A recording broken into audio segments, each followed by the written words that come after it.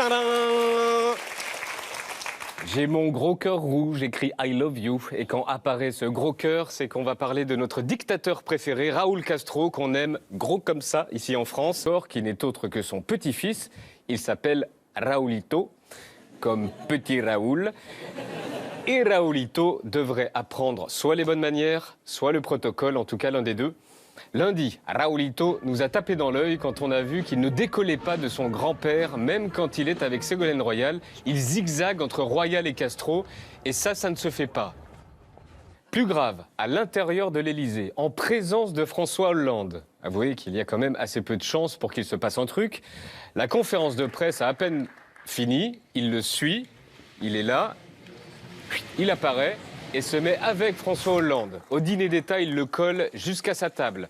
Pendant la signature des contrats, il est derrière Hollande, il pousse presque Hollande pour coller son Raoul.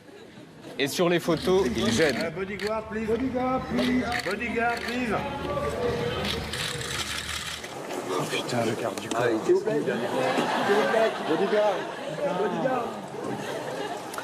En gros, le protocole français, il s'en fout. Regardez à l'Assemblée nationale, tapis rouge, juste avant les marches, le garde républicain, vous voyez à droite, va lui demander de s'arrêter. Là, il lui demande de s'arrêter. Il s'en fout, il va passer derrière. Le garde républicain lui redit de s'arrêter, mais il le double et court rejoindre son Raoul. À l'Élysée, il a fait pareil, et c'est bien la première fois que l'on voit François Hollande faire la sécurité sur son propre tapis rouge.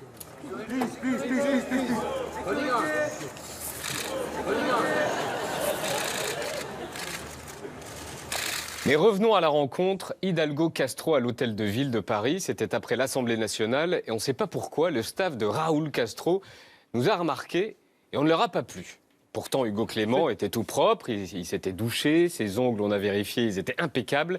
Et pourtant, on ne sait pas pourquoi, on les a énervés. Alors on suppose, je dis bien on suppose, que c'est à cause de cette question qu'on lui a posée hier.